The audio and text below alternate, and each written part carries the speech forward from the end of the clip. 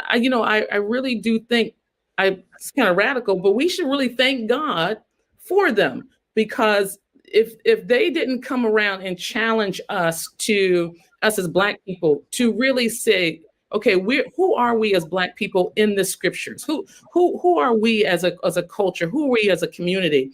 Are we real? Do we really feel that we are in the Bible? Um, if they didn't challenge us to do this work, the world that we live in, at least in here in the United States, would not have pushed us to do it. It would not. Would Mm-hmm. not have. It would have said you should feel comfortable being. Your identity is as a slave. Wonderful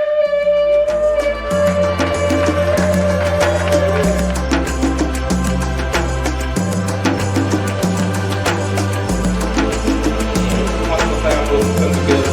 We are here to celebrate who we are.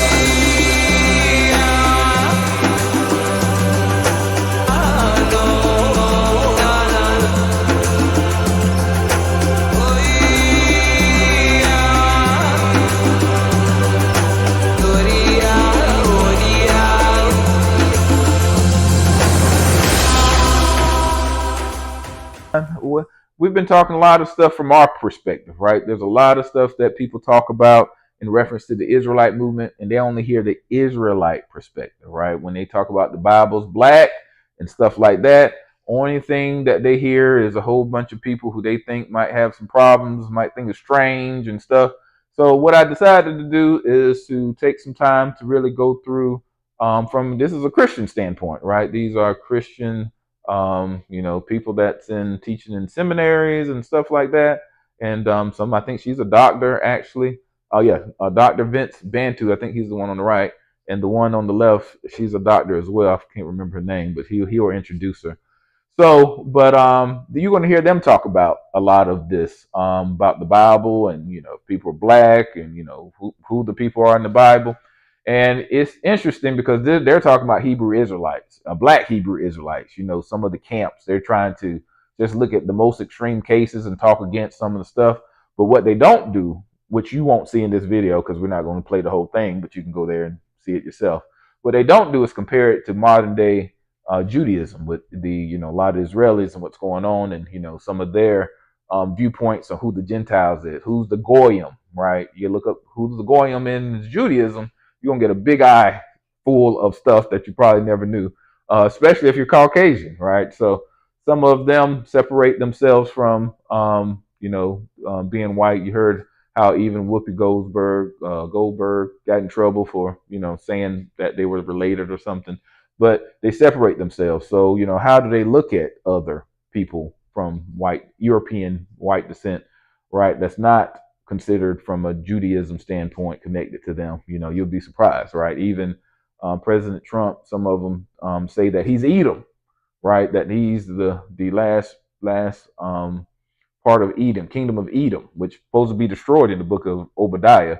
So some of the same messages and some of the extreme groups of Judaism, the same things, very similar to the extreme groups and people who say they are black Hebrew Israelites. It's just a difference of who the people are. It's not a difference of doctrine, which a lot of people try to make it seem, but it's really, except for the Hebrew Israelites, a lot of them have Christian, talking about Messiah, where, some of Judaism won't.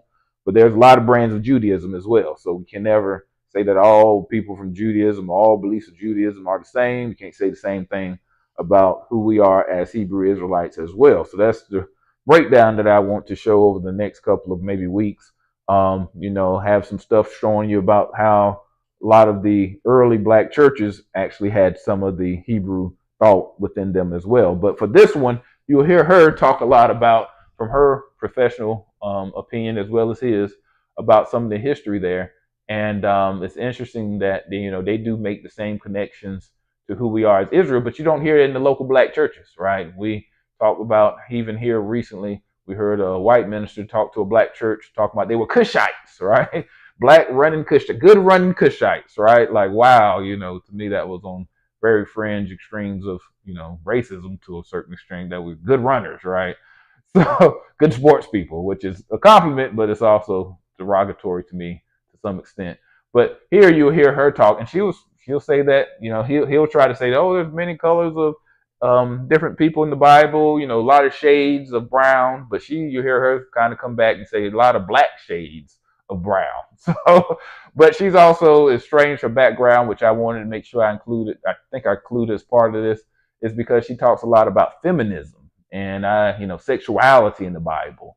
So I know I can't say her, I don't know her per se, but, just be warned. I know there's some people who actually teach feminist theology, where they don't call, Elohim, Yah. They won't call him a man. They'll call him, try to avoid saying that he's a man, because they try to say that there's gender neutral in the Bible. And then, not saying her, but I know there's also some tendencies to embrace homosexuality within the Christian community, which we, as a nation of believers of the doctrines of the Bible, that we hold to what's true in the Bible, and, homosexual is not part of our culture. So, just be, when you start, people, sometimes you give a video and people run off and go different ways. Because Jude 3, I actually started with them when I first started waking up to who I was as Israel.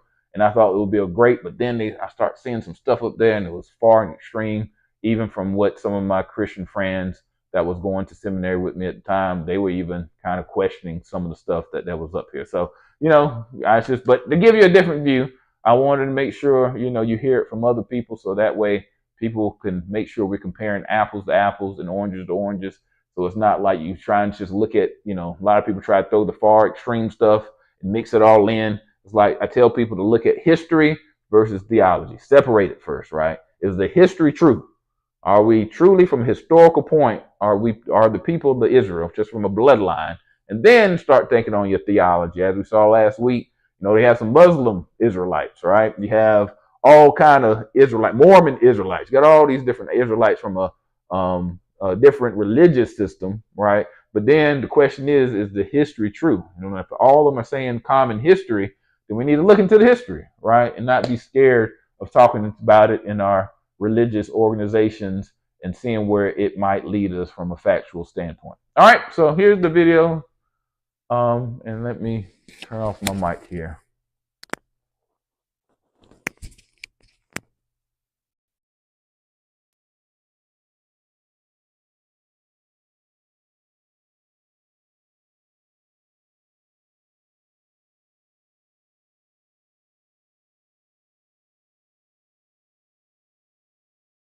Of are Black people descendants of the biblical Hebrews? We're going to be addressing questions that have become very prominent, especially in various Hebrew or Hebrew Israelite communities in the Black community today, not only in the U.S. but around the world. And in order to and in having this conversation, this dialogue today, I am extremely blessed and excited to be joined on today by my dear sister and colleague, Professor Kaniqua Day. And I want to read a quick bio, but then you're going to also hear from Professor Day herself. But let me tell you a little bit about this powerful woman of God.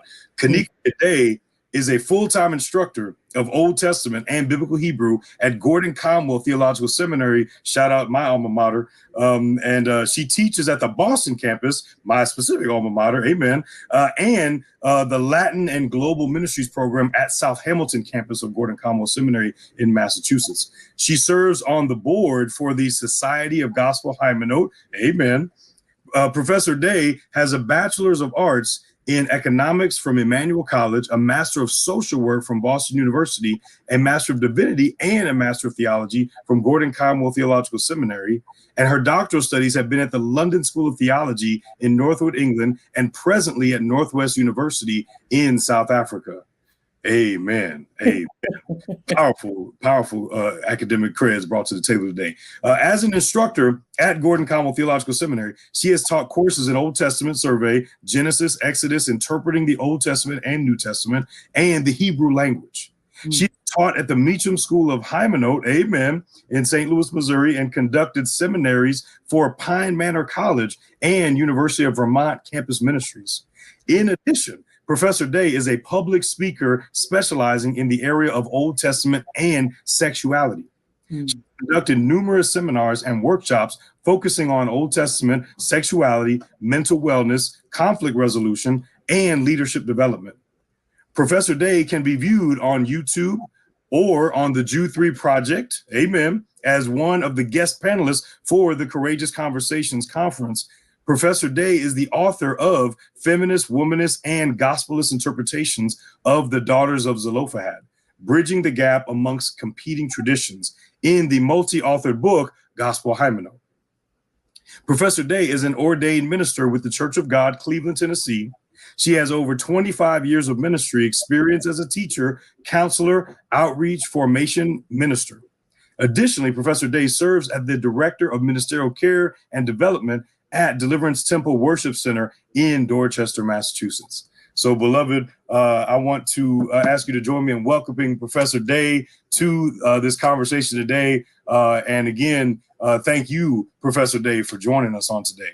Yeah, I'm so excited to be here.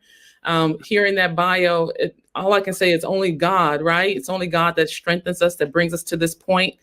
And I think what we have to remember in all of our learning as we try to get an understanding is that above all of that is our relationship with God. And so I would say, as we have this discussion, it's not to prop anybody up, but it's to glorify God. And everything that we say and do, we want to look at the scriptures with integrity, but we want to also say, okay, am I glorifying God? And even if people are mad, if I'm glorifying God, I've done my job. Amen. Amen. Well, we want to make sure he gets all the praise and glory and honor today. So thank you again, Professor Day, for joining us on today. And as you can see, Professor Day is the person to talk to about this particular topic because she is an expert in the Old Testament and in biblical Hebrew. And so with that, Professor Dave, it's all right. I want to just jump on into this conversation because this might be, out of all the different topics that we've discussed in this podcast, the Bisrod podcast, this might be maybe one of the most relevant, at least in terms of prevalence, that we're dealing with, because we know that Hebrew Israelism is massive and it's been around for a long time. I just taught a class on urban apologetics, and I was doing a little bit more digging because we have different specializations. Like I'm in early church history in Africa. You're in Old Testament. So I'm not. Neither one of us is a specialist in kind of more modern history. So I wanted to just learn a little bit. And I was surprised to find out that this movement was started by a former slave and army veteran named William Crowdy in Virginia in the late 1800s. I had no idea. I just thought this was a new thing because it's been getting so much popularity in recent years. And just I so feel like you know, that's up, not true. I didn't hear much about it. I feel like lately it's just been everywhere. And so I kind of assumed it was a new thing, but it's been around over 130 years. It really has. And it's gone through ebbs and flows, right? So there'll be moments where the movement gets a lot of traction, where you hear a lot more discussion about the Hebrew Israelites because it's actually pushing up against the Black church.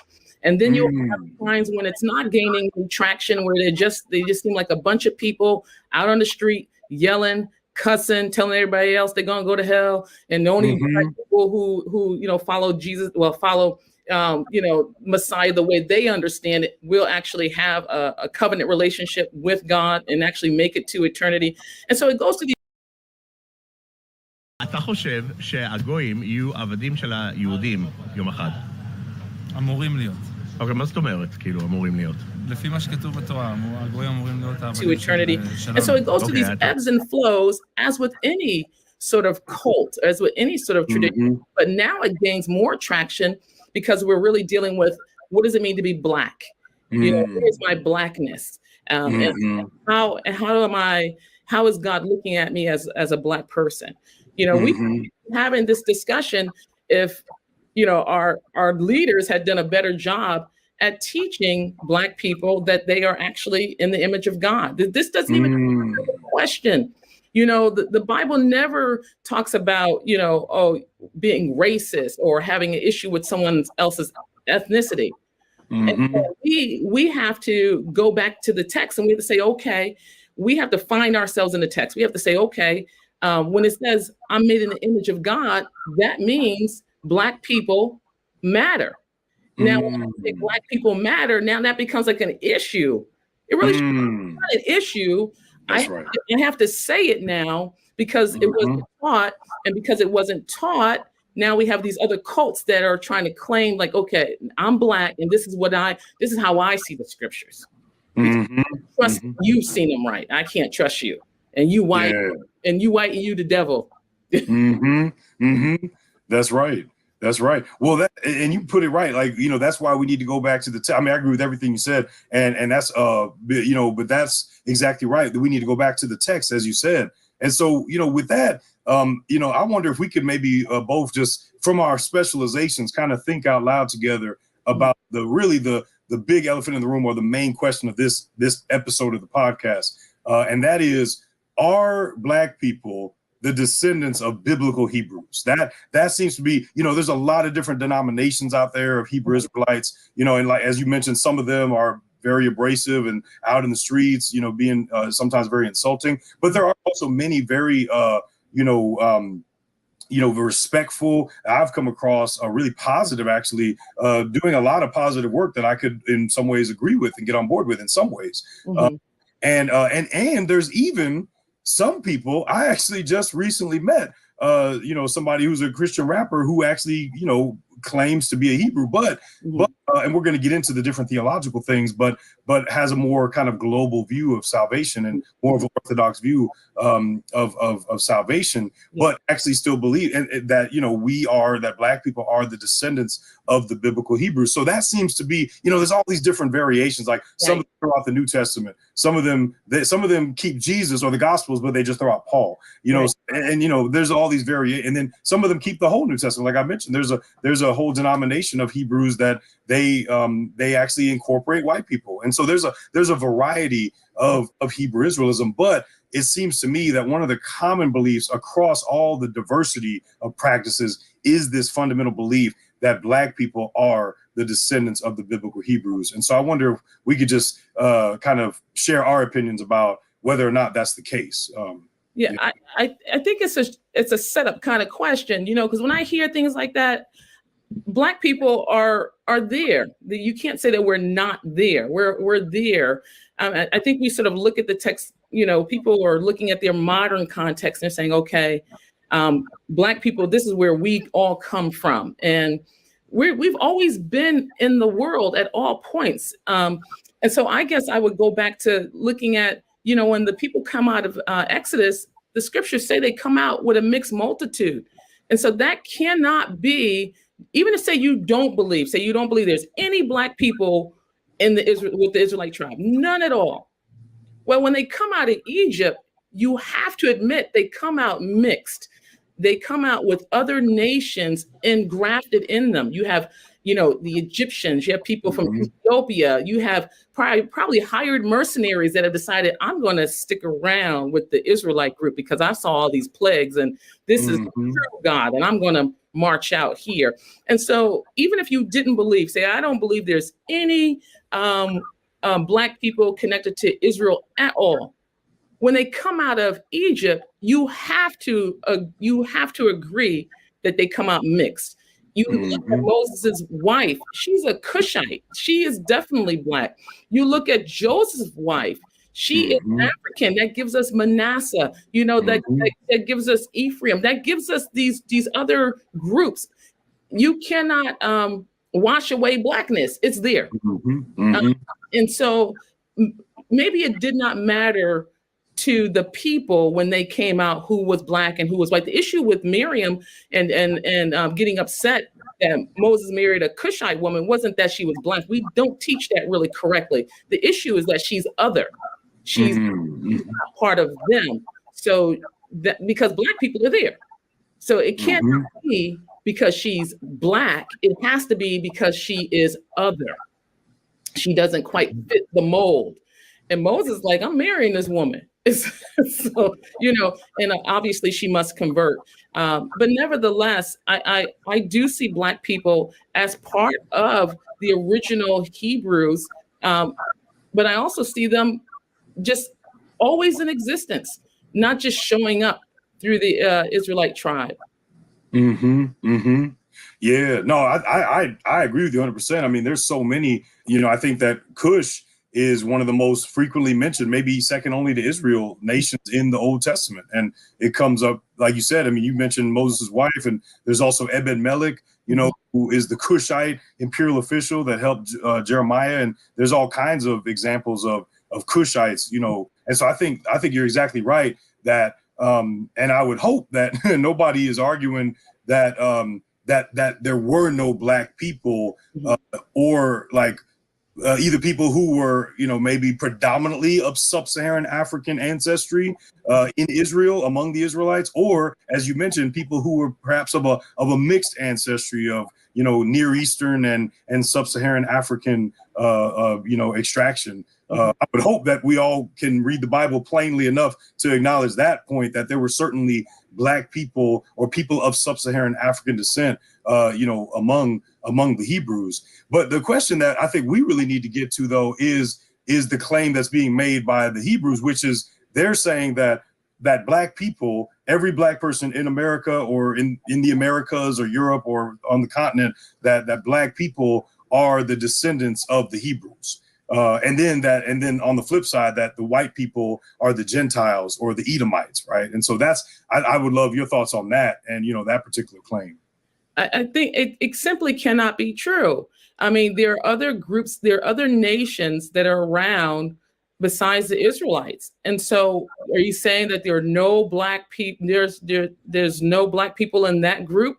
I just think it's a false narrative. Just look at how the world is set up. Look at Africa, look at the continent of Asia, just look at the different continents that we have. It's just not possible for someone to assume, just geographically, just looking at how we are all set up, it's not possible to assume that all the black people come from this one area and that one area alone. Otherwise, if that's true, then how are we finding ourselves witnessing to other black people? Why? So all black people are saved, and if we're saved, if our relationship with God is based on some physical attribute, what a shame, because we're so flawed as people. Everybody's flawed. And so if it's about a color thing, we're in a lot of mess, even if the color thing benefits me. It just can't be, it can't be so. If you just look at how the world is set up. But I do think they want to promote an agenda because it suits them sitting in a place of superiority because of the oppression that has been experienced in different parts of the world, not just in America, but all other parts of the world where you have oppression. People rise up out of oppression. They create their own theology. They create their own idea of who God is so they can feel a level of importance. האם אתה מאמין שהגויים יהיו עבדים של היהודים יום אחד? כן, זה כתוב בתורה. אוקיי, ומה זה אומר? בתורה אני מאמין. כן? ומה כתוב? כתוב בפירוש שהגויים יהיו עבדים שלנו? כן, כתוב שאחרי ביאת המשיח, אני אומר, כתוב אחרי ביאת המשיח, אני לא יכול להביא את הפסוק המדויק, אבל כתוב שאחרי ביאת המשיח יהיה מלחמה מאוד מאוד גדולה, ובסופו של דבר כן. הגויים יהיו עבדים של היהודים במשך תקופה, ואחרי זה העולם יחזור כאילו לקדמותו. זה מה שאני...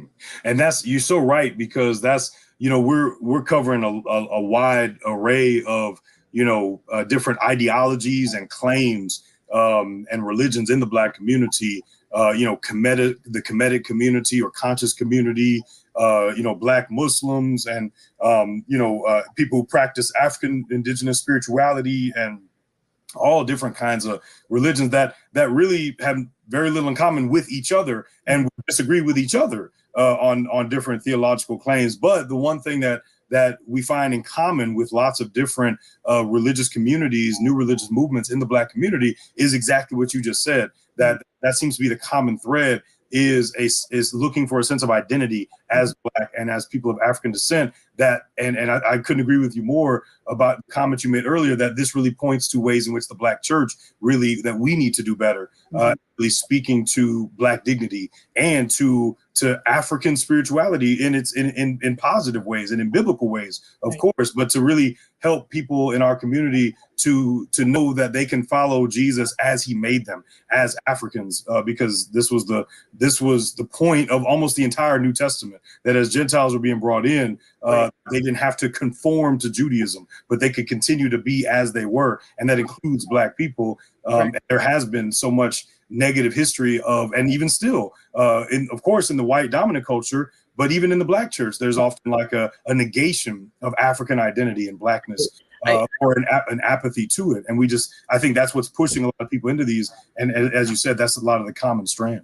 I really do think it's kind of radical, but we should really thank God for them, because if they didn't come around and challenge us as Black people to really say, okay, who are we as Black people in the scriptures? Who are we as a culture? Who are we as a community? Are we real? Do we really feel that we are in the Bible? If they didn't challenge us to do this work, the world that we live in, at least here in the United States, would not have pushed us to do it. It would not. Would not have. It would have said you should feel comfortable being. Your identity is as a slave. I remember really struggling with this idea, because my family, we are direct descendants from slave. My great grandfather Isaac Garner sold to the Garner family in South Carolina, and every year I talk to the children. I usually try every year about our history. And then one of my colleagues said, you don't have to start their history there. You don't have to, you can bring it back to Africa, because that's their history. You don't have to, your history is, yes, our identity here in America has been shaped by our slavery and this oppression, but our identity in Christ goes further back from Africa. It goes further back. And we need to start to really identify with who God has called us to be, separate from what this world system is saying. That's right. That's right. Yeah. And again, like you said, though, that there's a reaction, because that's how the body of Christ needs to be presenting it. But, some of our failures have contributed to some of these religious communities that are going to the other extreme and kind of like making an idol of Blackness, or as putting us as the center. And again, coming back to Hebrew Israelites, that's one of their core claims. So I wonder if we could also, again, especially from your Old Testament expertise, if we could maybe address another question that's similar, but also at the heart of a lot of the Hebrew Israelite movement. And that is, what color were the biblical Hebrews? Like what was their skin color? What would they have looked like? How would we have, in the modern way of classifying race? If you took, if you took the Exodus group, or if you took a collection of people during King David's time and you brought them to the United States in 21st century, how would people look at them and see them racially? I would say they would not look European.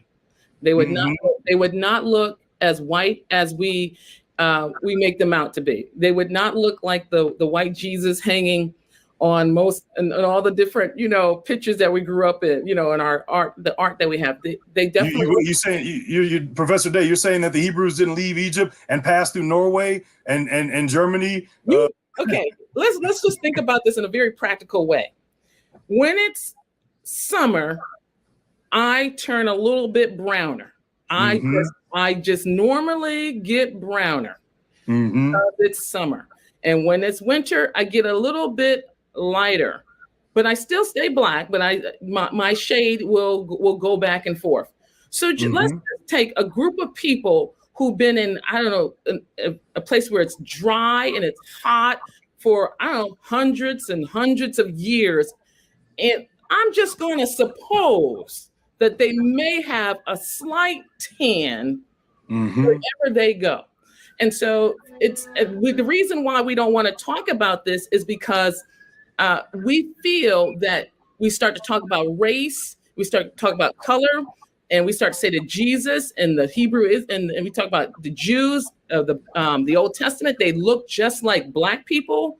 Oh, that messes up everybody. What do you mean? So when God created Adam and Eve, his idea was that there be some brownness. That causes a problem. Yeah. So yeah, I agree with you. You know, certainly they would not have looked European. So what would they have looked like? What would you say? You know, and were they, you know, would they have looked black? Would they have, you know, would they have looked like predominantly sub-Saharan Africans, or would they have looked Middle Eastern, or what? Yeah, what would you say? Yeah, I would, because I get this question every once in a while from my Black students, not from my white students.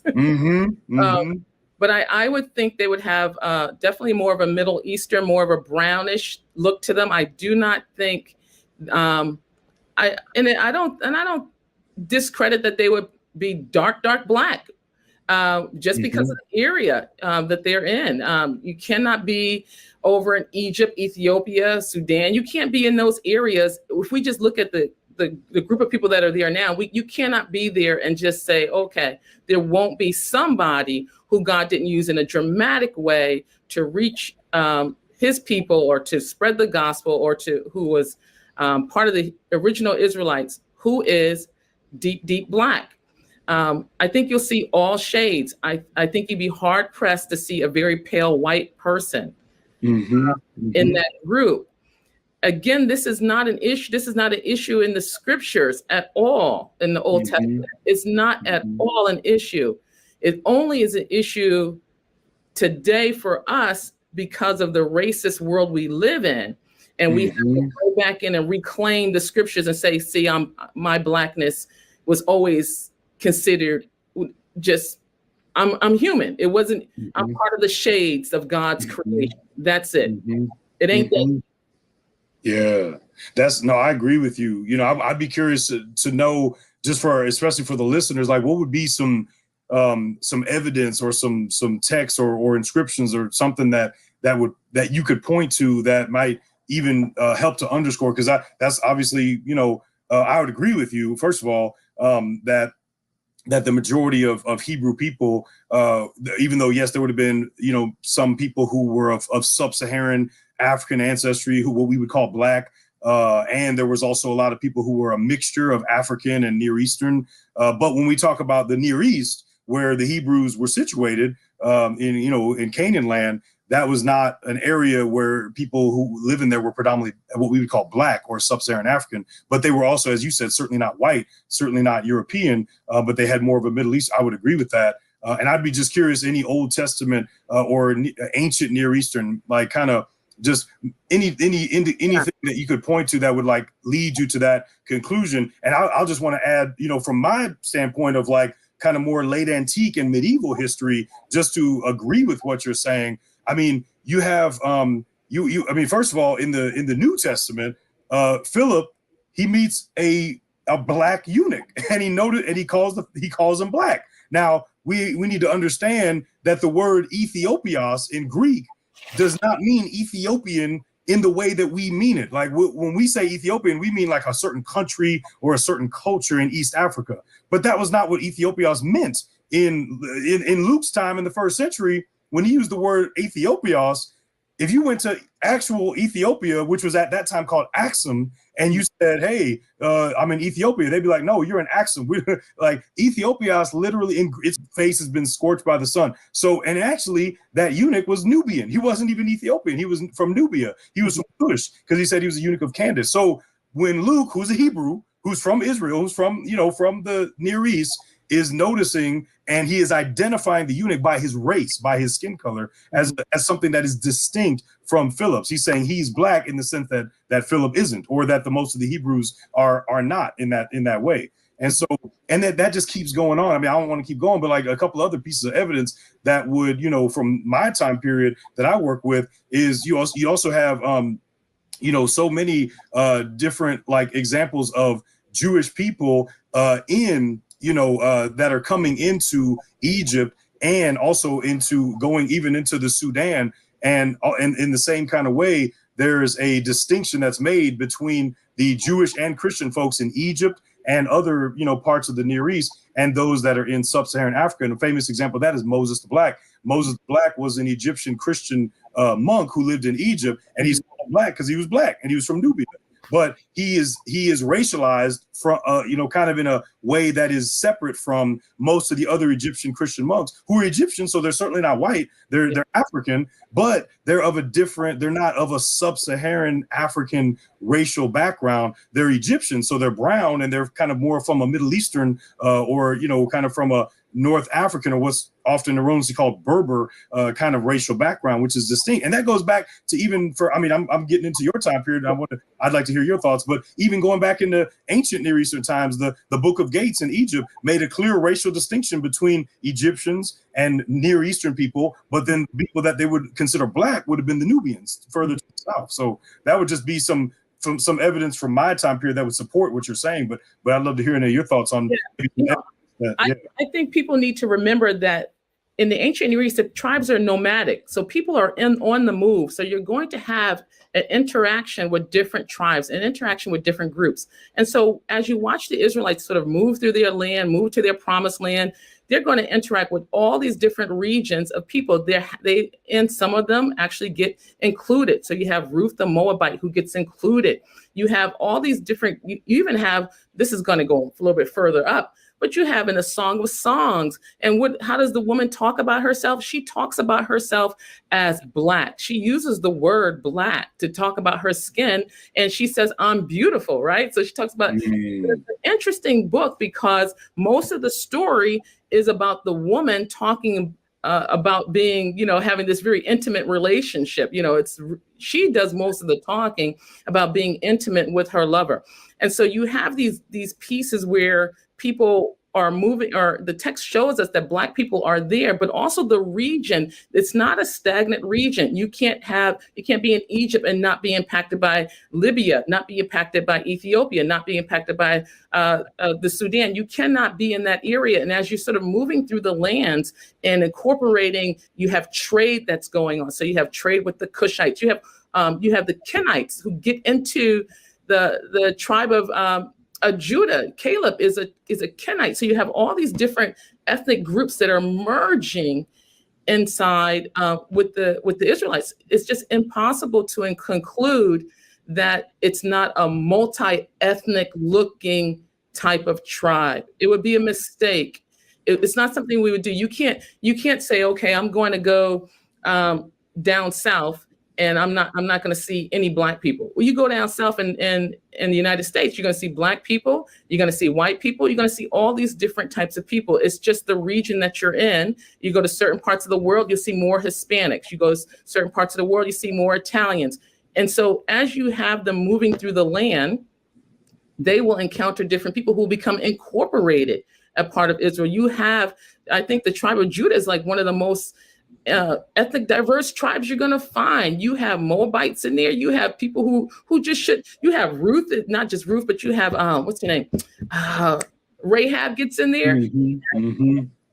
You have other groups with other shades who are recognized as full Israelites. Mm-hmm. Mm-hmm.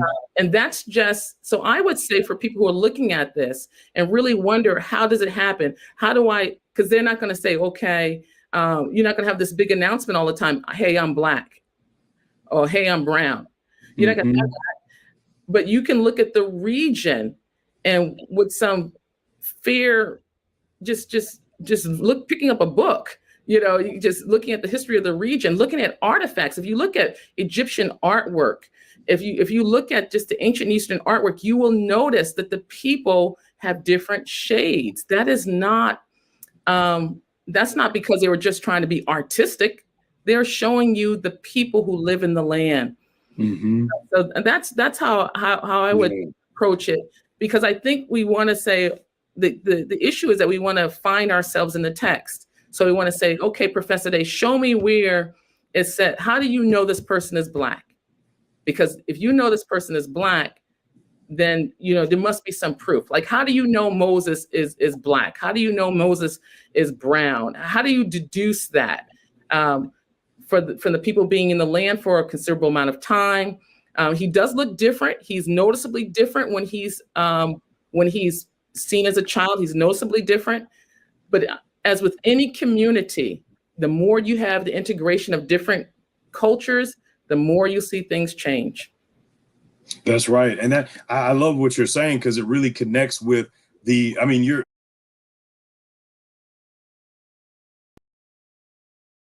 All right, so hopefully that gives you a little taste of what they were talking about. You see more in the conversation; they'll go more into the who's the Gentiles and all the other stuff. Which to me, we have to make sure that you look at things fully, not just look at one culture who says something about who the Gentiles are, but also see how the Jewish people see who Gentiles are. Like I said before. But this is from a Christian, educated background. These are doctors in the faith, and they understand it, based on their history and their accolades. They talk about the black people of the Bible. Now, the thing about it is they tried to talk about different shades, and I think she was a little bit more firmer of trying to talk about the black shades are different versus him was more like, there's different shades of people around the world. But let me see if the slide actually works. Go to the next one. I try to update it, see if it actually updates here as well. Go to the next slide. Okay, I did where it worked. So you can see that these are all African people. So you can see the people at the very top right, very dark, right? And the people right beside it, the second picture from the right with the woman with the braids, that's the oldest group of people on the world, on the earth right now. And they're in Africa. And she's a light-skinned black person. Their whole tribe is like that. So we have been told through colorism and racism based upon, what an African, what a black person looks like, right? But we know even our own communities, we have people who are called, red bone, high yellow to the darkest black, right? And we're all beautiful people. And even as you can see, in the same tribe, if in the top row, if you go from the left down to the third person, you see the young man there? He's from that same tribe. So you can see they're light-skinned black people that live in South Africa. That's some of the oldest people, if not the oldest people in the world right now. So, they try to cause this colorism among us saying what is black. It's black is okay when it's in the context of something that's negative and stuff. But, now they're trying to create a new black, right? Trying to say, oh, now in a lot of the TV shows, you try to see more of the light-skinned blacks or mixed blacks. But back in the day in the civil rights, even some of the stronger people in the civil rights that was pushing that looked like, half white people, right? And they were considered black people of the civil rights time. So we got to make sure we understand not to allow people to separate us. Even on the second row there, you see the white gentleman there standing beside the little short black man. Please forgive me because I don't know what they're actually called outside of the European term of pygmies, but the pygmies are some of the shortest people on the earth, right? At the same time, some of the Sudanese and other people in that area, they're the tallest people in the earth, some on the earth. So, we are so diverse as a black people, but are all black people the same people? And as I said, some of these people have different DNA. Just because they're black doesn't mean we're the same group of people. So same thing in Israel. During the time, you have Hamites and Shemites, right? You have people who descend from Ham and, later on Cush, which means black, like he said.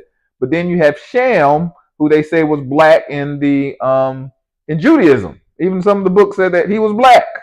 He was like a blackish brown kind of color. So, look at me. I'm like a blackish brown color, right? So what does black mean to us, right? So that's another way that they try to separate us and also help to hide our identity of being the Israelites, because they're saying, oh, Israels are not black. They're brown. They're Middle Eastern. And some of these people up here are lighter than most Middle Easterns living in Africa. All right. So next is just also want to make sure people are actually aware that, Duke University had a guy named Dr. H. Godby, and this came from a different article talking about some of his writings. And it says the study of custom of rights and analysis of the semantics of these African tribes have led many of their observers to propose some hypotheses and even to draw some conclusions. Dr. Alan H. Godby reached the following conclusions. These factors have a very specific significance if we consider the presence of Judaism among the American Negroes. So right then talks about American Negroes, right? Hundreds of thousands of slaves were transported to America from West Africa during the trade, which started some 400 years ago. What traces of Judaism still remained among the Negroes of West Africa at the period? To the extent that they were persecuted, They were more likely than other Negroes to be seized during wars and sold as slaves. It is virtually certain that many part Jewish Negroes were among those sent as slaves to America. So it just tells you that they know who we are, how we're connected. We do have some mixture of Hamite and Shemite, but so did Judah. That is the whole tribe of Judah. That's how they started. Is when Judah, the patriarch, married Canaanite women and had children, or had the child by his Canaanite daughter-in-law, Tamar.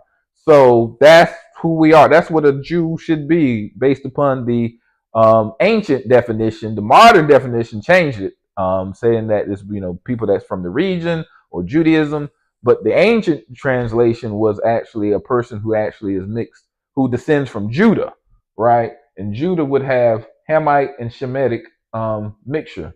And you can see the thing on the right, they actually have associations. ISSA, the International Society of the Study of African Jewry, is a community of scholars and students engaged in the study of African Jewry and its diverse culture, historical environments, religious, and beliefs and practices. So they even have a map you can see on the right where they pinpoint some of the African, what they call Jewish tribes, right? And then at the bottom below, that's my DNA. You can compare the two maps and see where my DNA actually is coming up versus where they saying that these tribes of Israel, Jews, are living. And that's the book on the left. And you can see they have it for, at least at the time I did this, was $1,400. Like, that's the reason why we can't get hold of a lot of these things in our community. So, that's the thing that a lot of the Christian black we call them apologetics or apologists, or they'll talk about the black history of the Bible, but what they won't do is connect it to us.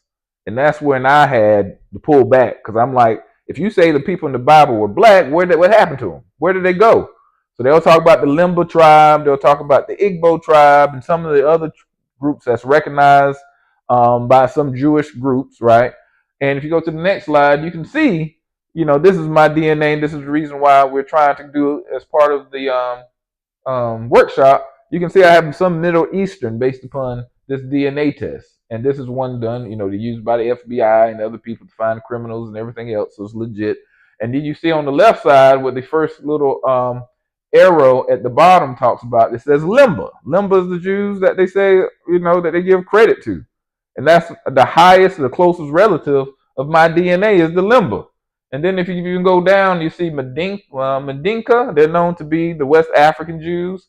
You see Moroccan. So that's where some of the Israelites actually moved in 70 AD when the temple fell. They went to Morocco, and they end up, some of the Yoruba, House of Ephraim, they say that they come from Morocco. So you see Yoruba at the top, and you see Morocco there at the bottom. And then you see Jew Ethiopia. I don't know what the two different Jew Ethiopia, I wrote them, they wouldn't tell me, but they said you had to contact the person who actually made this study, and I contacted them. I didn't get any kind of answer back. But you can see there, and then you see the Mozambique, I think that's out of Algeria. So Yemen, that's where they talk about the Limba tribe, say they came from Yemen. You see the Yemen DNA, and then you see even further back, you see Jordanian or the Jordan, and that's exactly where the Limba say they came from, Jordan to Yemen, and then they went down to the east side of West Africa, of East Africa, over to Zimbabwe and South Africa. So just to give you some knowledge and some history of why we're doing what we're doing, it's very important for you to actually plug into it to understand your DNA.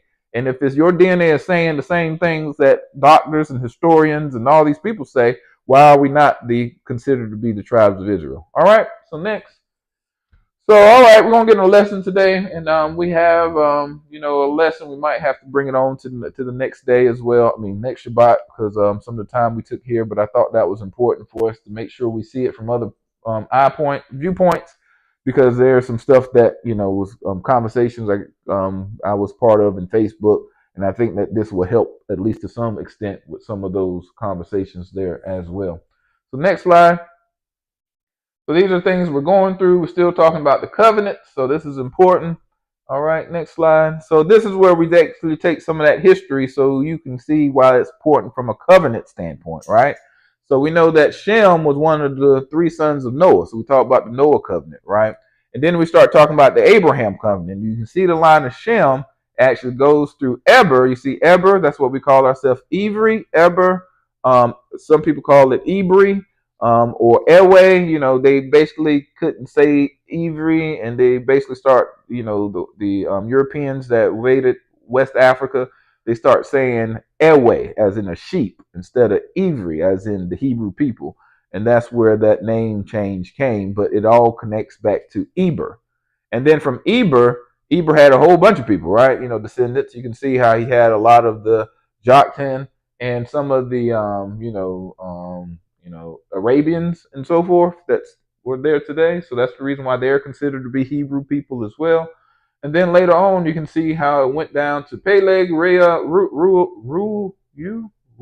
I think, Surug, Nahor, and Terah, which is the father of Abraham. And you see Abraham had two brothers, Nahor and Haran. That's important because Haran, what we talked about, his descendants were Lot's, and those end up being, Lot slept with his daughters, you know, where the daughter got him drunk and slept with him. And they had two nations of the Moabites and the Ammonites, who ended up becoming the enemies of the Israelites in prophecy. You know, you start reading about the Moabites and Ammonites, how they were enemies of the Israelites, even to the last day.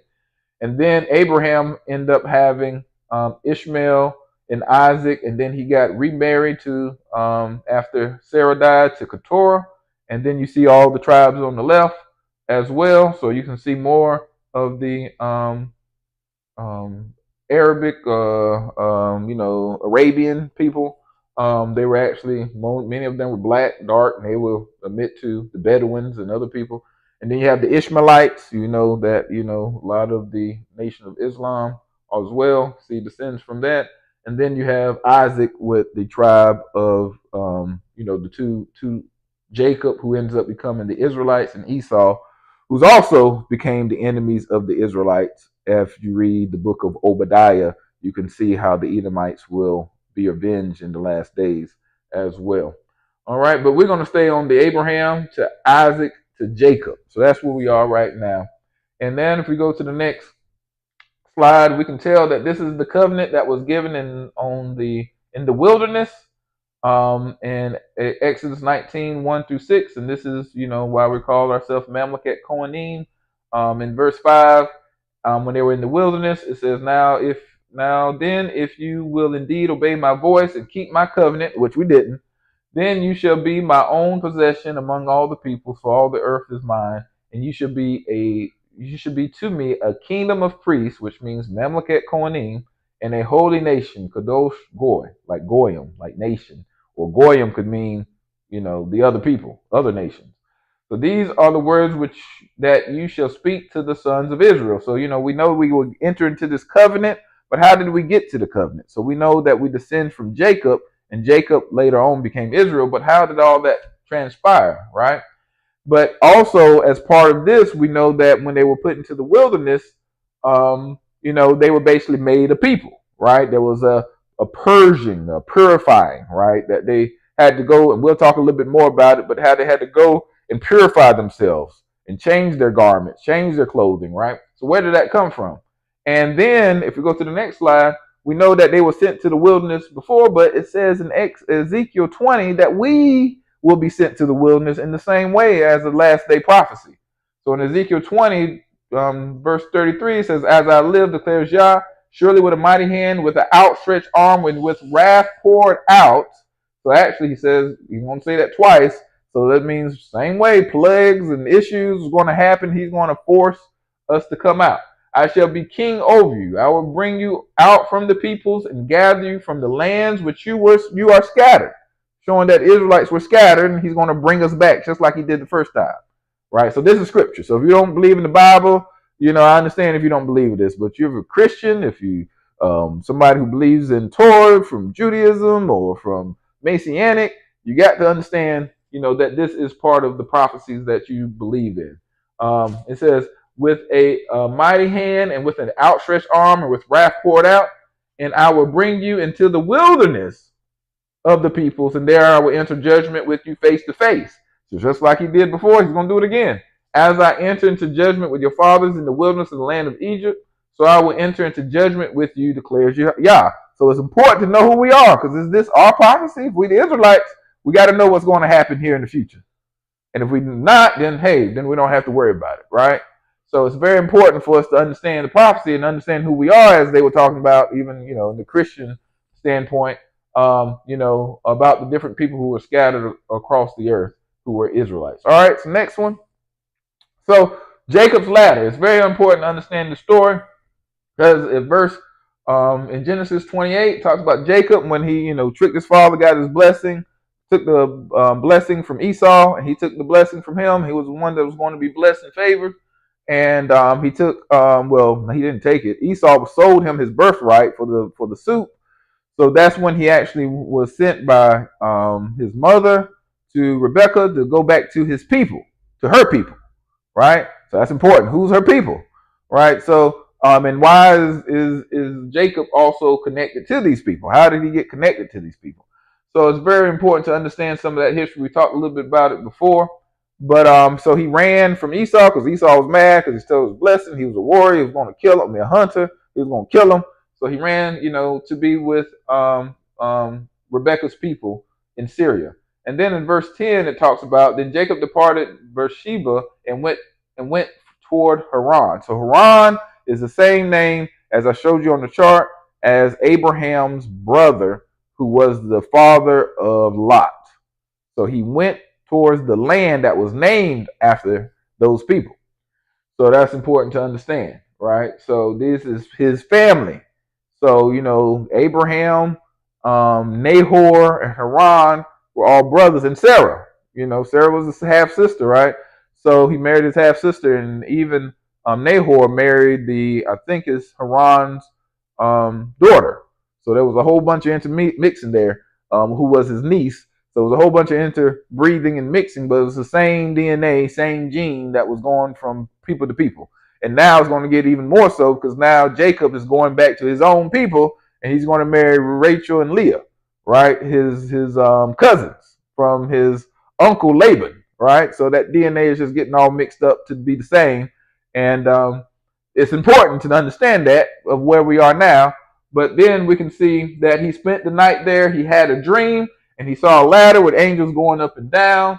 And then we see in verse 13, it says, and behold, Yahuwah stood above it and said, I am Yahuwah, the Elohim or El of your father Abraham, and the El of Isaac, and the land on which you lie, I will give it to you and to your descendants. So we can see that same promise from Abraham to Isaac is now being sent to Jacob, right? So he's received the blessing. The promise actually is going through his line to his descendants.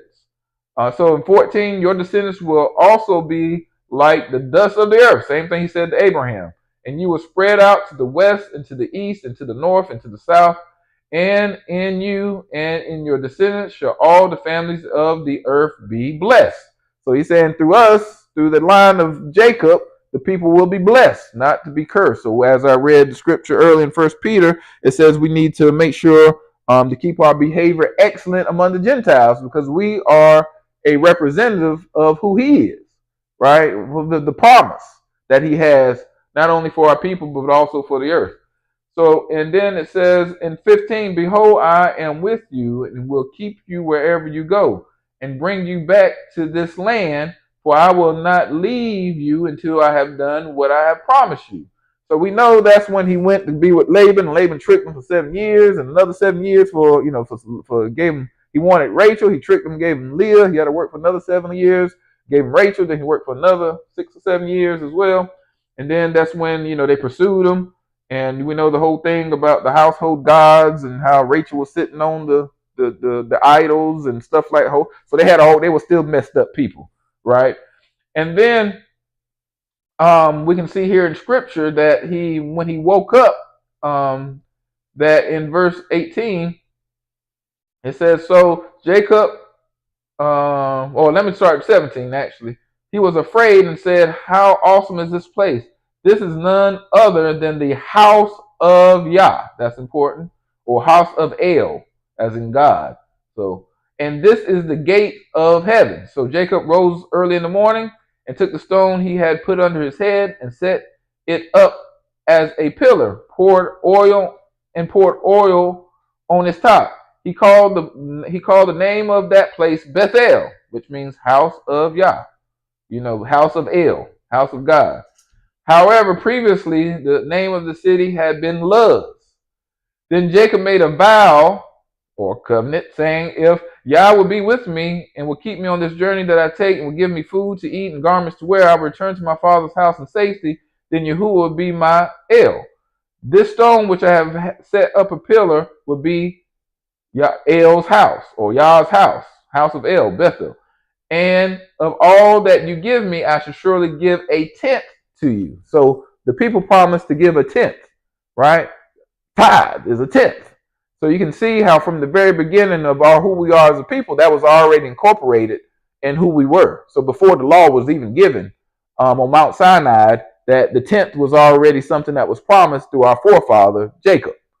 That's the reason for the tithe and tenth. It's not just only based upon what happened with Abraham and Melchizedek. That started it as well, but you can see it also incorporated into Israel. And if we go to the next slide, this is where you can kind of see the breakdown of the Syrians. And you can see in Genesis 22, it basically, verses 20 through 22, it then says, and it came to pass as these things that it was told to Abraham, saying, behold, Milcah, she hath also borne children unto brother Nahor. So his brother basically slept with the niece, right? So Milcah is basically Haran's daughter. Haran, Abraham, and Nahor are all brothers. So Nahor, his older, I don't know if he's the older brother or not, but slept with his niece, Milcah, and they got married. So that's where those people came from. And you can see Huz, verse 21, the firstborn, Buz, his brother, Kamul, and the father of Aram. Aram is basically the Syrian people. They were called Arameans or Syrians, but that's the name of the people. And then you can see, and Chema, the father of Abraham, and Chesdi, and Hazo, and Pildash, and I don't know how to say these names, and Bethuel. So we see Bethuel is also connected to the Syrians. But then you can see in Genesis 25, verse 20, it says, and Isaac was 40 years old when he took Rebekah to wife, the daughter of Bethuel the Syrian. So, Rebekah and Bethuel the Syrian was, connected, daughter and father. And let me see, of Pandaram. So you can see Jacob is going to be going to the same Pandaram as well, the sister to Laban the Syrian. So Laban is Jacob's uncle. So you can see how all this interbreeding, intermixing is actually happened. And in Deuteronomy 26, we know that Moses is there. In verse 5, it says, thou shalt speak and say before Yahuwah, thy Elohim, a Syrian ready to perish was my father. So he's talking about Jacob. And he went down into Egypt and sojourned there with a few, and there became a great nation, great, mighty, and populous. So you can see how they're considered connected to Syria. So as well. And you can see, in the NLT version that they changed the word from Syrian to Aramean. So it's the same thing. Aramean and the Syrian is the same thing. So, we have to make sure we understand how all these people are interconnected, right? So Rebecca's father, Booth Syrian, looked like this picture right here. That's a picture of an ancient Syrian. So that's what a Syrian looks like. So once again, is that black? Is that Middle Eastern? About close to my complexion, maybe a little redder. We got people in our community called red and stuff, right? So where does that shade fit within our community, and who are we? So even they said that David and Solomon and even Esau was ruddy. That's like ruddy, a reddish color. So it's very important to understand, how they try to change some of these things in archaeology. We have a book that they actually took his color out of the book and just, put an outline of him. I think I showed that in recent pictures and stuff as well. So let's go to the next slide. And this is also, once again, is a picture. It says, Panavan woman, Negroid, Bush tribe of southern India, right? And then you can see, so that's what the Negroid bushveld Southern Indian looks like right there. But then in the same book, it has a footnote. It says the Jews are composed of 3 or 4 separate racial elements. The Asiatic Negroid, that's Asia Negroid, right? Strain shows itself occasionally in the curly hair, the long eye, the proportions of the skull. The Jewish hybrids with the Negro in Jamaica and Guyana reproduce most strikingly the Assyrian type. So they're saying that this is what the Assyrian type looks like. Interesting, right? All right, so let's go to the next slide. And then after Jacob went into the land and he got his wives, his women, and he came back, he ended up going to the same place that he left. Because remember, Yah was going to preserve him. He said he's going to pay a tenth of everything he has to Yah as long as he preserves them until he returns. So here he's returning back to the same place, but he has to also deal with his brother Esau. So he's concerned about what was going on, and he's going to send his family. Well, first he sends everything, all his servants and animals and everything before first. Then he sends his children, his wives, and then he's still left behind as the last person. So he's basically trying to say, Esau, all this is yours, just don't kill me, basically. And then he has the struggle with the angel. Some people say El with God. And, to me, it's kind of hard that he was fighting actually God, but you can see as a personification as an angel through God. But he says in verse 28, he says, your name shall no longer be Jacob, but Israel. So his name changed from Jacob to now being Israel, for you have striven with Yah and with men and have prevailed. So you can see now that he has now been changed to a new name, right? So now we can see how Jacob is now becoming that nation of Yah, the people of Yah. He's a person right now of Israel, but now, his children are going to become that nation as well.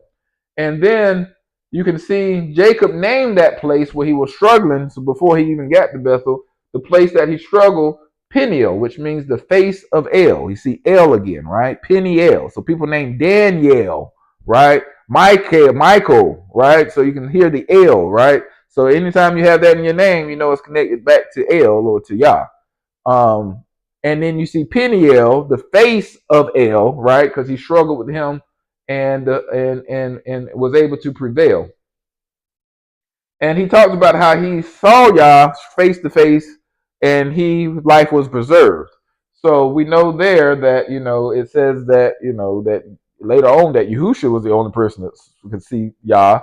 Even Moses saw the back of Yah, right? So what exactly when it says he's seen God face to face, does that mean he actually saw him, who he was in the natural form, or did he see him through an angel? So that's a whole different type of theology that I won't go into now.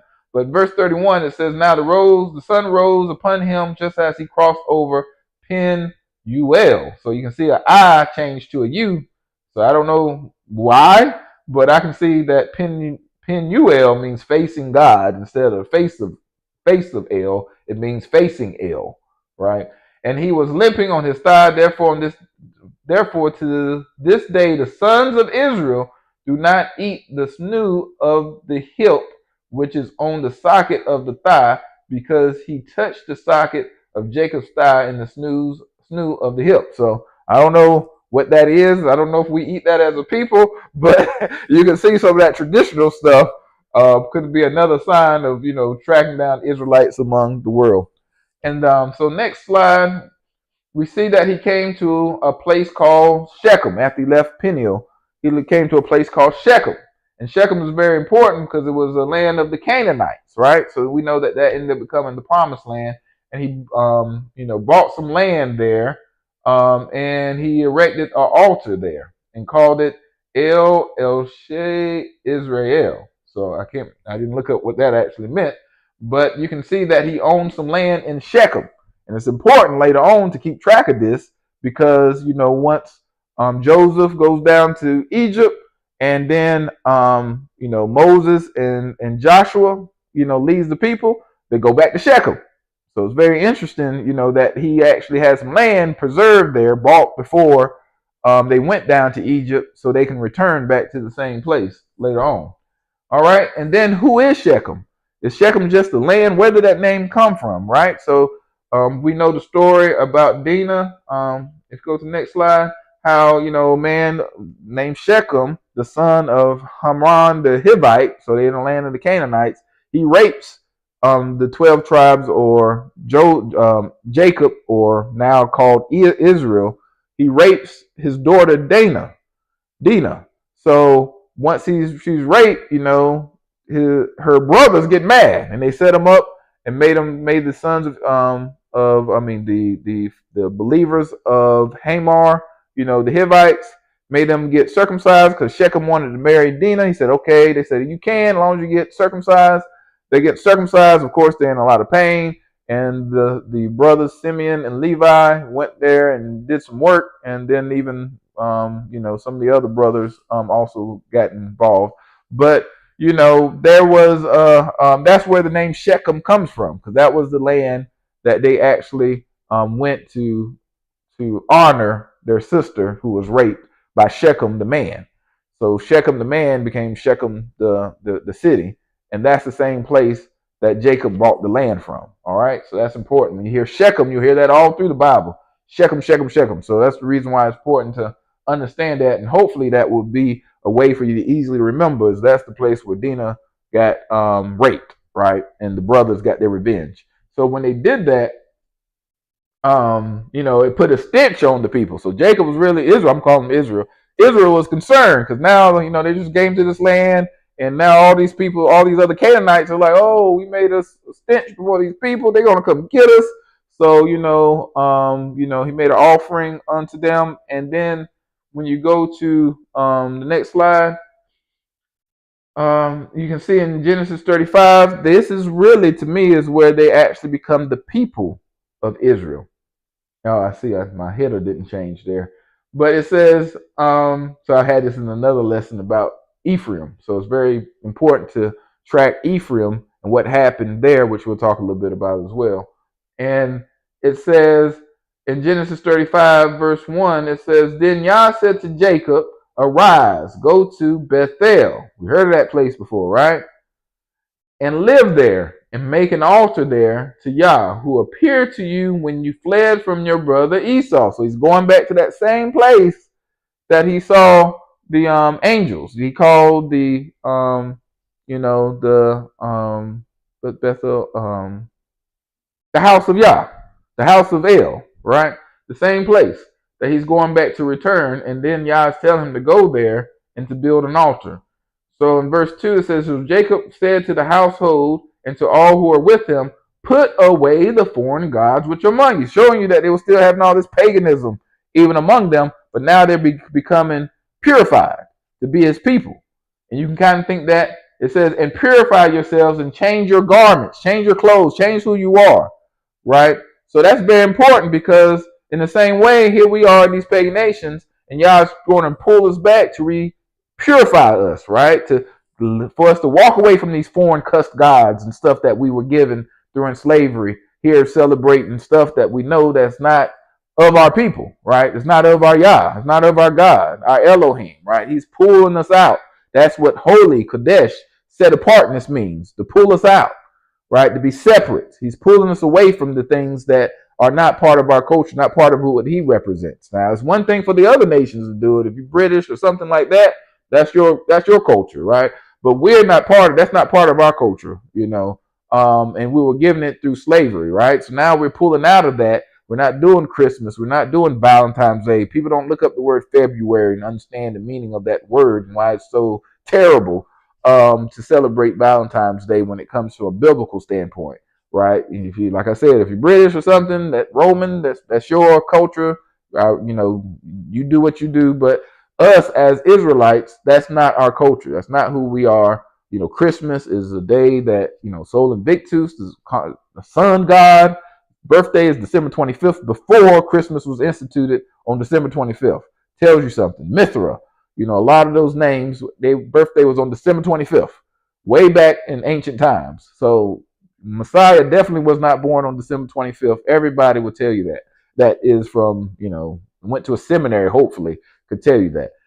So they had to purify themselves and change their garments, and let us arise and go to Bethel, and I will make an altar to Yah, who answered me in the day of my distress and has been with me wherever I have gone. So they gave to Jacob all the foreign gods which they had the rings, and the rings which were in their ears, and Jacob hid them under the oak which was near Shechem. So you can see that place. They're basically let go of their foreign gods, and now they become the people, the nation of Yah. Even though they were given the promise, they still had to walk in it. They had to do something.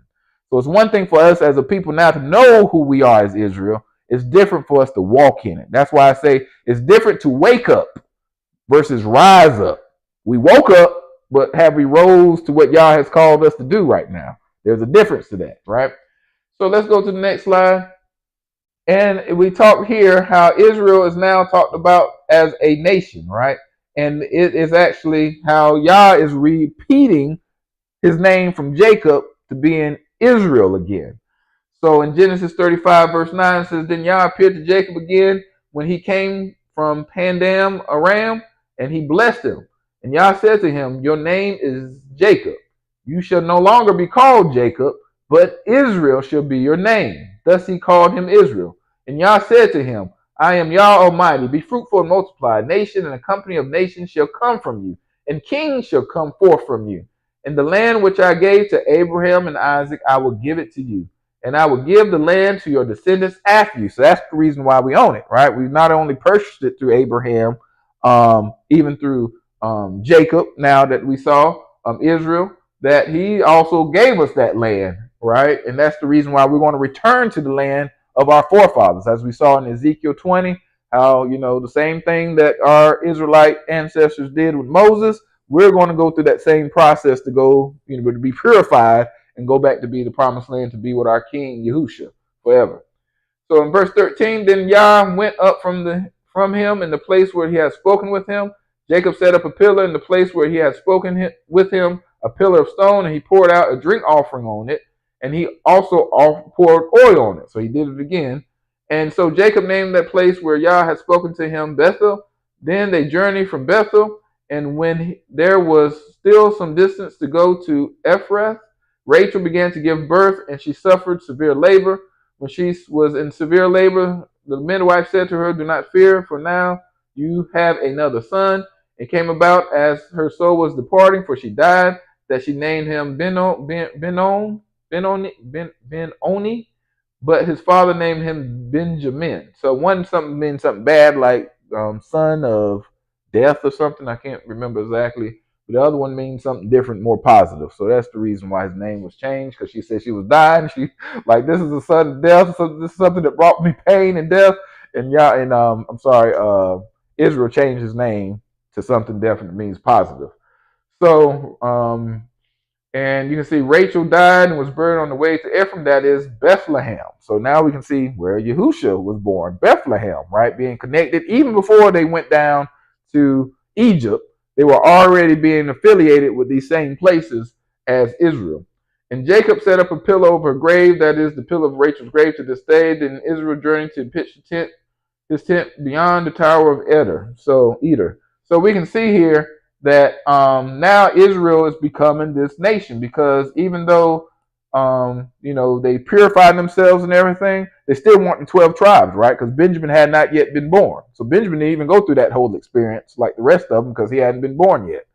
And it's important to note that the 12 tribes are named right after this. So if we go to the next slide. So we can see how the different tribes were divided based upon their mother. So we have Leah, who had Reuben, Simeon, Levi, Judah, and Issachar, and Zebulun, right? And then you have Rachel, who had the two, Joseph and Benjamin. Bilhah had Dan and Naphtali, and Zilpah had Gad and Asher. So just think about the DNA standpoint, right? We might have the same paternal DNA, but we wouldn't have all the same maternal DNA. Interesting, right? So when we start looking at DNA, is there any, signs of this, right? So it doesn't mean just because that's the reason why who we are as Israel goes through the father and not through the mother. Because if you go through the mother, some of the people are Hamites, right? You got Bilpah and Zilpah, right? They're not even descendants of the Israelites, of the Shemitic, or even if they are, they didn't come from the line of Israel as well, right? So Leah and Rachel at least are Syrians, coming from Abraham, Abraham's father, but yet, they are Hebrew, but they're not Israelites, right? So the only way you become an Israelite is through the paternal descendants of Jacob, of Israel. That's what makes us Israelites, right? So that's important to understand. And also, if you know about the 12 tribes after Moses had actually start going to the land of Israel, we know that these are not the same 12 tribes. Hope a lot of people don't pick that up. These are not the same 12 tribes that actually went to Israel. Actually, it's 13 tribes that actually went to the land of Israel, promised land. So if you go to the next slide, and this is the reason. Notice the children of Rachel, right? So Joseph is not one of the 12 tribes that's mentioned because his tribe turned into 2 tribes based upon his descendants, Manasseh and Ephraim, right? So Joseph is not a tribe in itself. His tribe was given to Manasseh and Ephraim because Jacob actually said, your children are now my children. And, he crossed the hands and put his hand on the Ephraim, the younger one, and put his left hand on Manasseh, the other younger one. And Joseph tried to switch his hands. He said, no, I know what I'm doing. Manasseh would be great, but Ephraim would be even greater, right? And that's important as well because later on we know that who came through the line of Ephraim? Joshua, right? Joshua continued the blessing, and really Joseph was the one that was given the blessing initially before Judah, right? Joseph was the main tribe, the one that was leading the tribe, and then his descendants even after that. When you start talking about Manasseh, Abimelech, Gideon, these are some of the people through Joseph that came through the lineage of Joseph. Even his brother Benjamin, right? Saul became the first king, so he's still under the children of Rachel at first until Solomon. Until King David came. So I can't remember Saul's son's name, but Saul actually ruled the kingdom even before David. So when people talk about the number of kings and the order, you got to make sure you understand not to overlook those people as well. But then there's a thing about Jacob, right? Jacob is Israel. So there's a thing about Jacob's trouble. There's a prophecy around the children of Jacob about the last days. So let's go to the next slide. And that's found in Jeremiah 30. So we just read a little bit through this as well, and I'll pick up some of this for next week. But it says, the word which came to Jeremiah from Yahuwah, saying, thus says Yahuwah, the God of Israel, write all these words which I have spoken to you in a book, right? So there's a book that was written to talk about these prophecies. In verse 3 it says, for behold, days are coming, declares Yahuwah, when I will restore the fortunes of my people, Israel and Judah, right? So it shows you the breakdown because Joseph, basically his descendants became the northern tribe leaders, and then Judah with King David became the southern tribe. So you'll hear sometimes Israel mentioned as Ephraim, is also mentioned as Joseph. You hear different things mentioned as the northern tribe, or it's just Israel, because Israel encompassed most of the tribes, 10 tribes, versus Judah being just 2 tribes. All right, it says, Yahuwah says, I will also bring them back to the land that I gave to their forefathers, and they shall possess it. Just like I said, prophecy is going to repeat itself just in the greater number of all our people coming from the 4 corners. And it says in verse 4, now these are the words which Yahuwah spoke concerning Israel and concerning Judah. So now he's going to be talking about some more future prophecy. For thus says Yahuwah, I have heard a sound of terror, of dread, and there is no peace. Ask now, and see if a man can give birth, which we know can't happen. Why do I see every man with his hands on his loins as a woman in childbirth? And why have all faces turned pale? So something bad's happening, right? Alas, for that day is great. There is none like it. It is a time of Jacob's distress. Talking about the children of Israel, right? But he will be saved from it. So there's going to be time that there's going to be some restoration there. In verse 8, it shall come about on that day. So there's a specific time period that he's talking about. Declares Yahuwah of hosts, that I will break his yoke from off their neck and will tear off their bonds, and strangers would no longer make them their slaves. So it means they have to be in slavery. They have to be in some type of captivity with bondage, and having, the yokes on their necks. So what people would have that, right? Verse 9, but they shall serve Yahuwah their God and David their king, talking about Yahushua the Messiah, whom I will raise up for them. Fear not, O Jacob, my servant, declares Yahuwah, and do not be dismayed, O Israel, for behold, I will save you from afar away from Israel. So these people got to be far away from Israel, and your offsprings from the land of their captivity. Are we in the land of our captivity? Yes, we are. Are other people who came through the slave trade and other places in the land of their captivity? Yes, they are. And Jacob will return and will be quiet and at ease, and no one will make him afraid. So we know there's no nation of people that's not afraid right now, right? Next slide. Verse 11 says, for I am with you, declares Yahuwah, to save you. For I will destroy completely all the nations, meaning that we're scattered, who have scattered you. Only I will not destroy you completely, saying that some of us will be destroyed because probably we're not doing what's right. We're not, going back to what Yah has called us to do. But I will chasten you justly and will by no means leave you unpunished. We've been punished even through the slave trade, right? But thus says Yahuwah, your wound is incurable, your injury is serious. There is no one to plead your cause. Who's helping us right now? Who's trying to help us in the world right now for African Americans? We're kind of in a state of despair. No healing for you, you're sore. No recovery for you. All your lovers have forgotten you.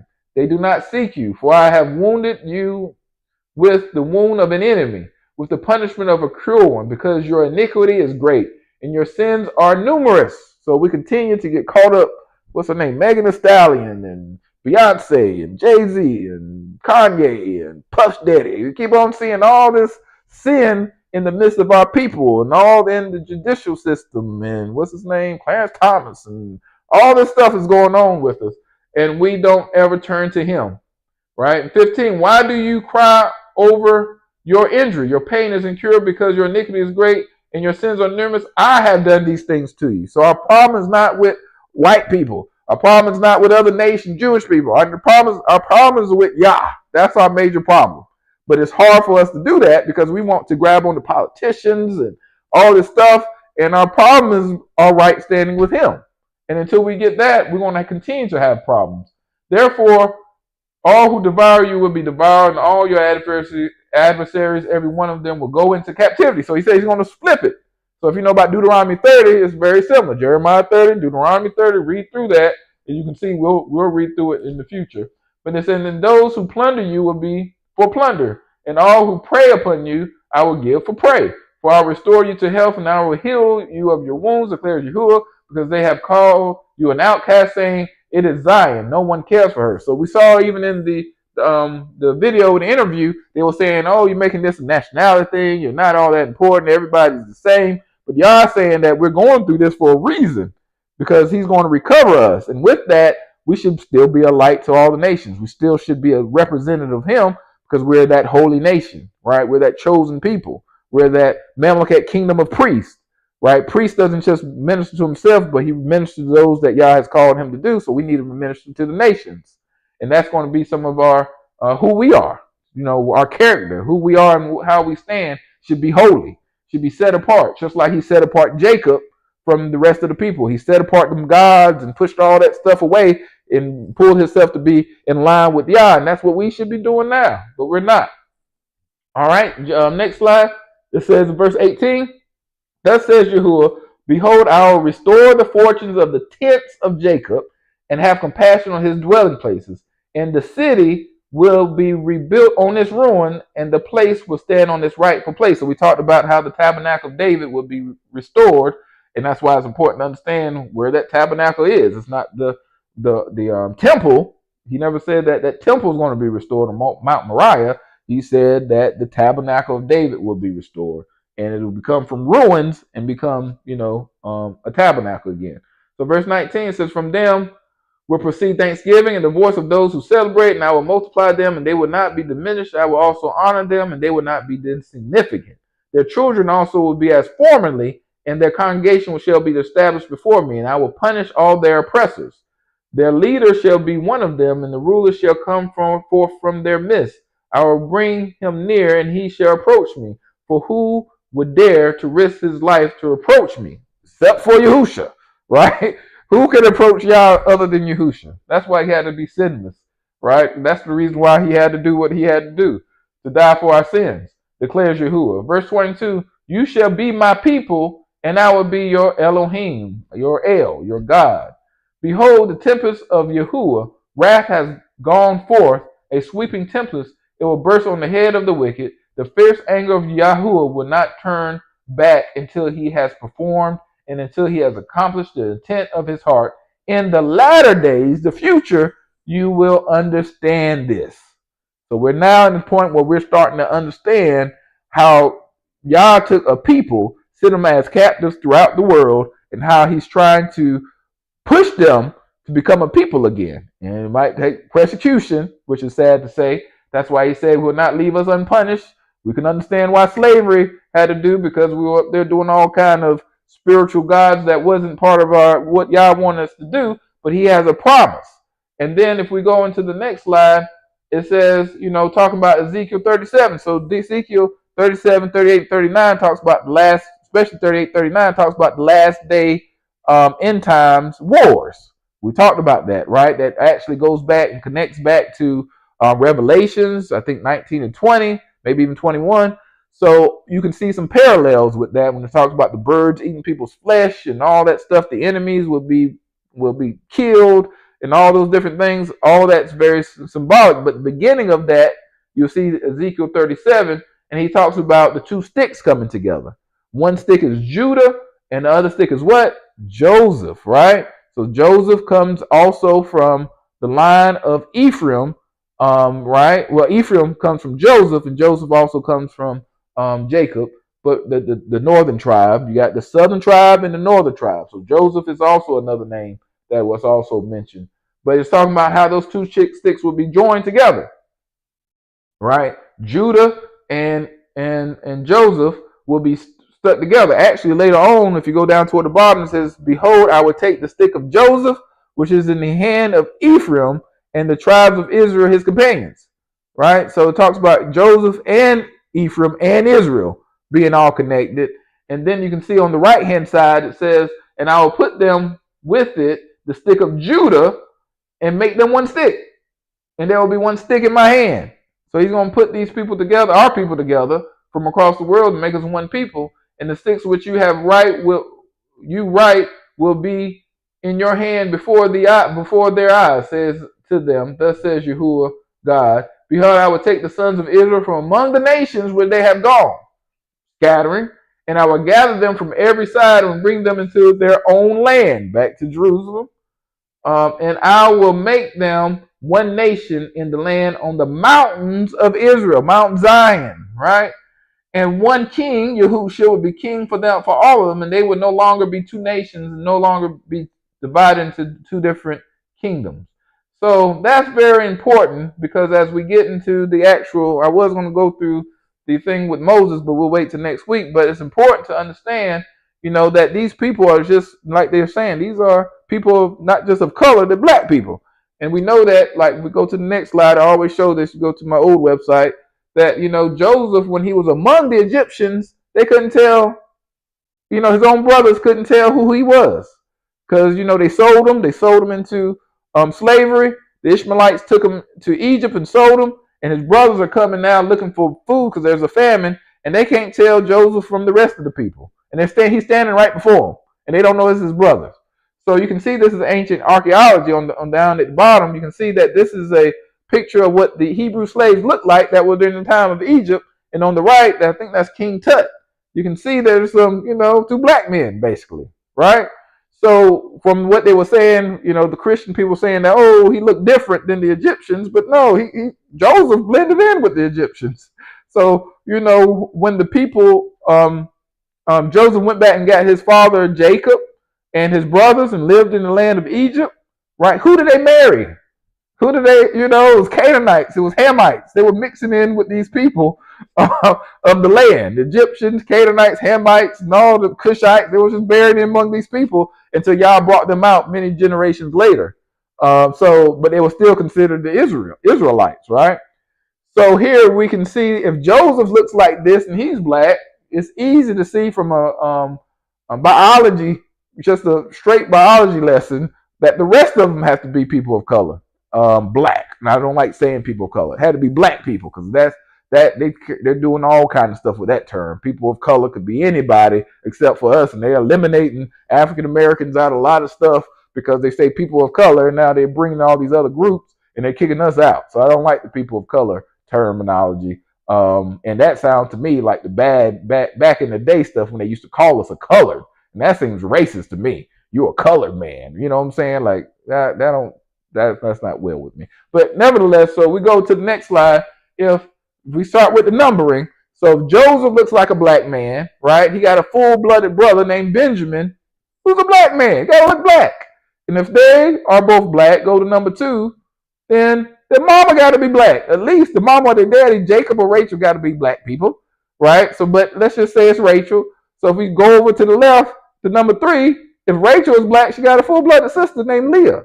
She got to be black, right? Then all the other tribes over there got to be descendants of black people.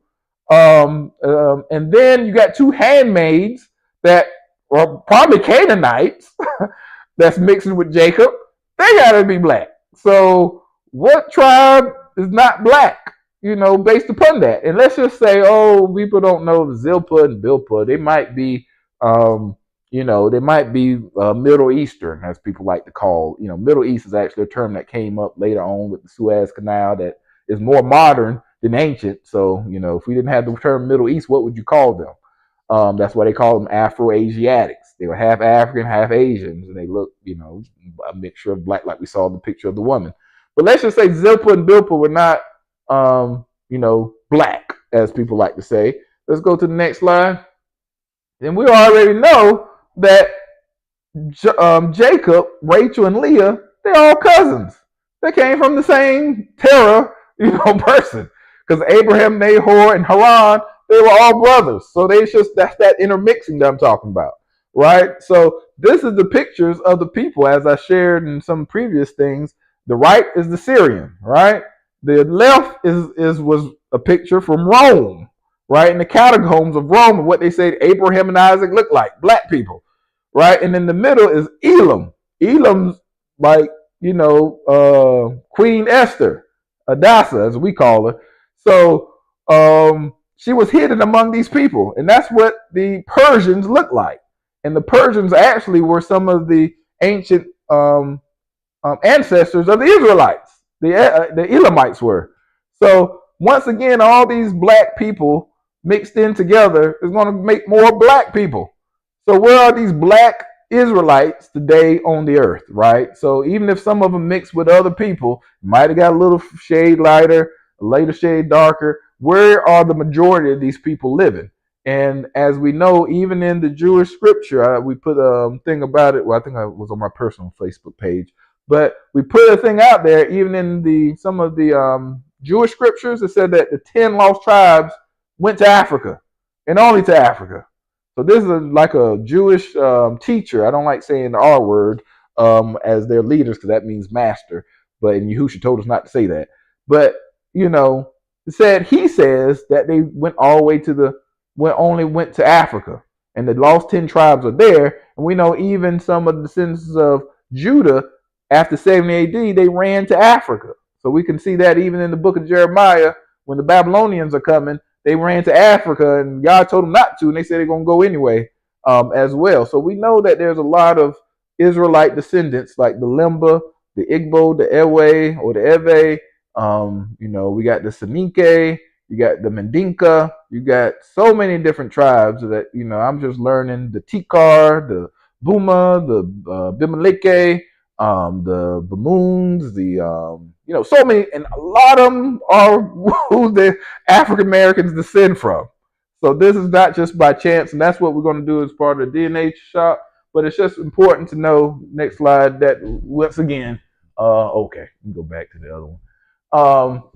To understand who we are as Israel. It's important from a prophetic standpoint, but it's more important just from a salvation standpoint. It's one thing to know who we are, but Yah has this plan. That's that Jacob's trouble. He has a plan to restore Jacob from, some misery because of the iniquity of our sins.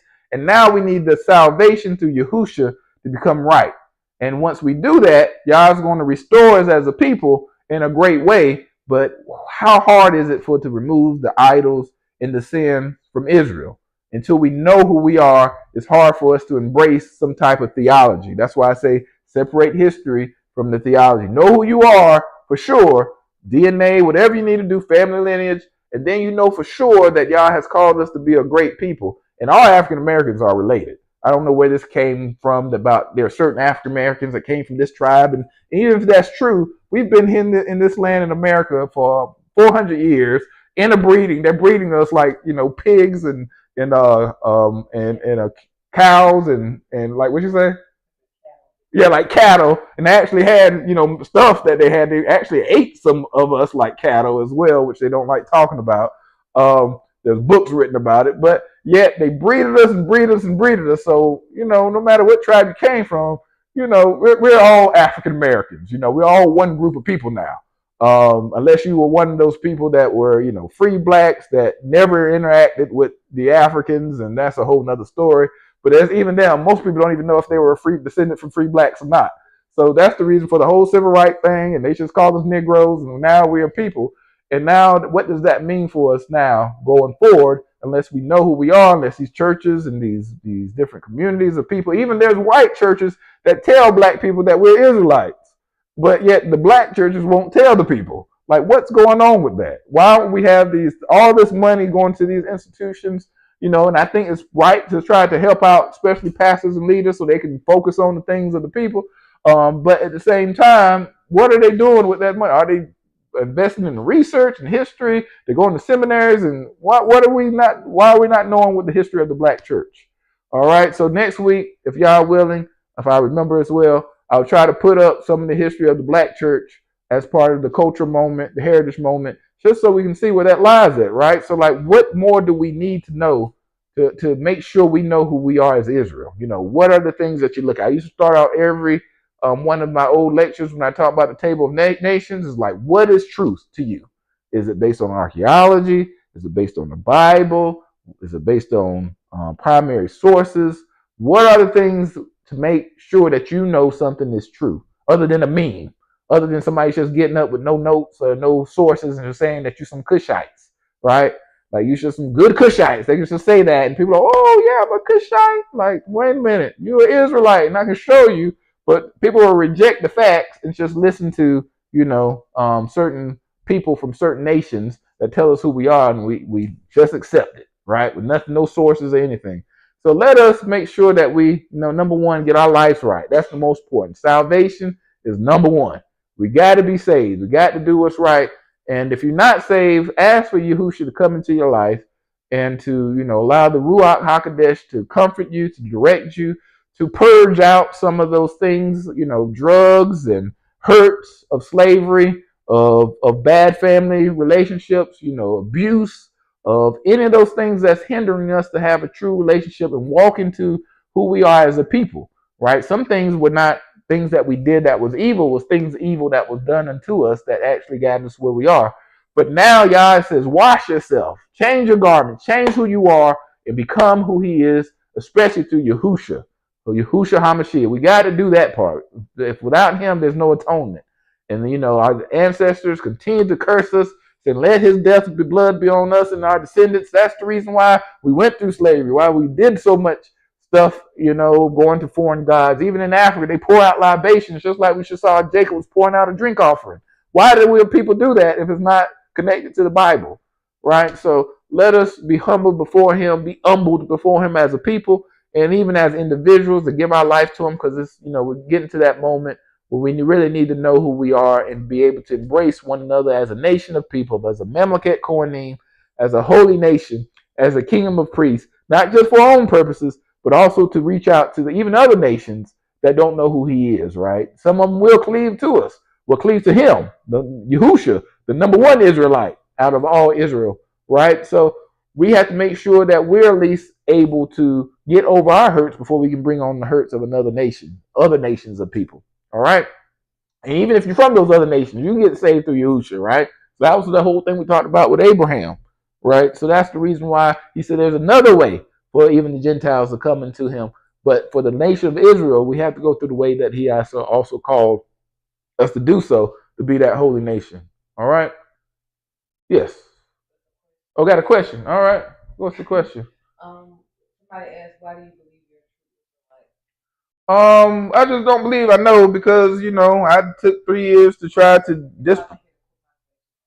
Oh, okay. Somebody asked, why do I believe I am a true Israelite? So, number one, I took 3 years to try to disprove this. I was kind of like the Paul, the Saul to Paul kind of thing, where I didn't believe it myself. I actually did some research. My wife was gracious enough to allow me to travel around to different sites, to Africa, even to Ghana.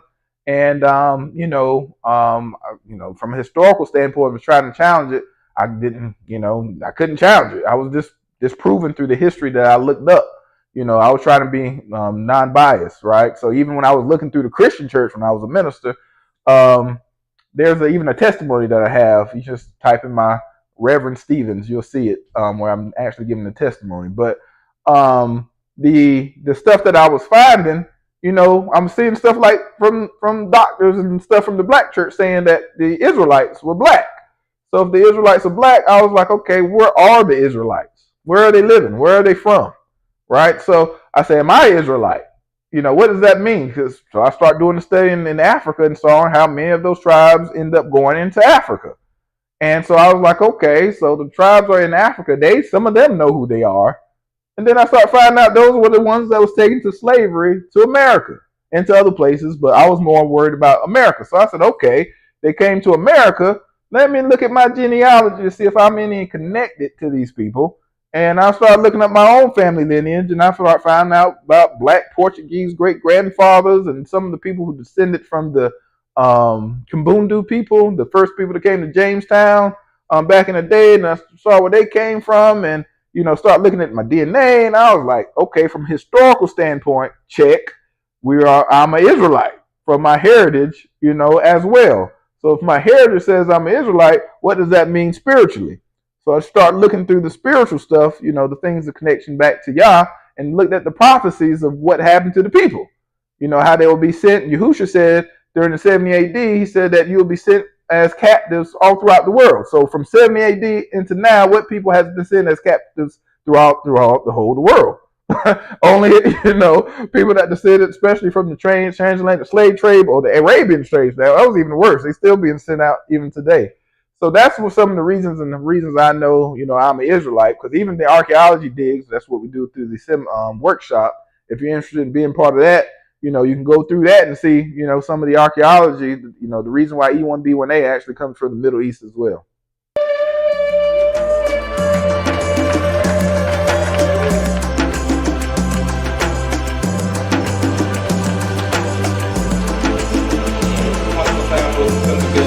We are here celebrating